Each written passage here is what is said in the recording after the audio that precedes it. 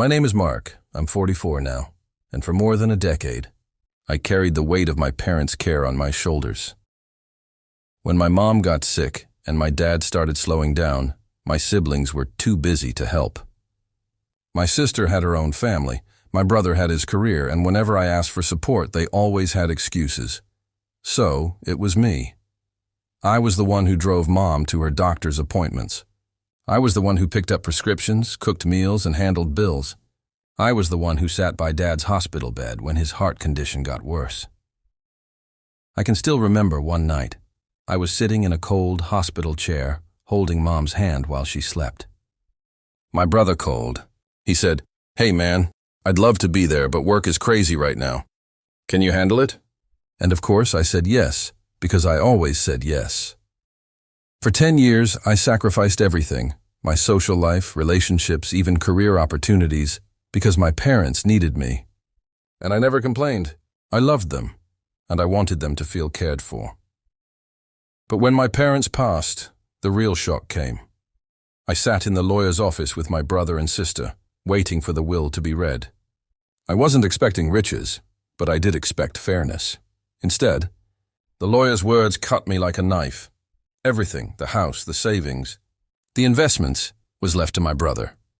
All I got was a few personal items, a watch and some photo albums. I couldn't believe it. I had given my life to taking care of them, and they rewarded the sibling who barely showed up. I confronted my brother outside the office. He shrugged and said, "Hey, don't blame me. They made their choice." But deep down, I knew why. My brother had always been the golden child, the successful one. My parents admired his career, his status, his big house, and somehow, they valued that more than the years I spent sacrificing everything for them. For weeks, I was crushed.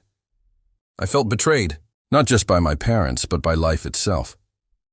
But then, something inside me shifted. I realized I couldn't keep living in the shadow of what they gave, or didn't give me.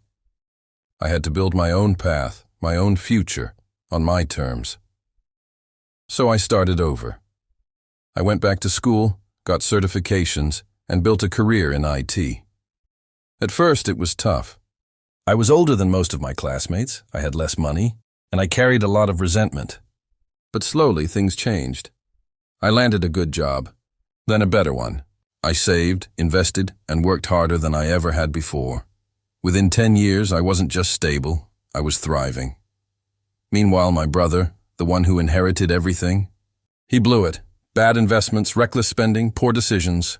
Within a few years, the inheritance was gone. And one day, he came knocking on my door. He looked exhausted, desperate. He said, "Mark, I need help.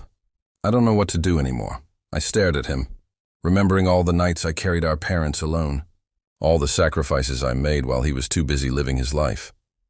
And I said, calmly, "Funny, you inherited everything. But I built everything. That's the difference between us." Did I help him? A little, because no matter what, he's still my brother. But I never forgot the lesson. Sometimes the ones who give the most are rewarded the least. And sometimes the ones who are overlooked end up the strongest. Today, I own my own home, I have savings, investments, and a career I'm proud of. And every time I think about my parents' will, I remind myself, my worth was never in what they left behind. It was in what I built when I had nothing.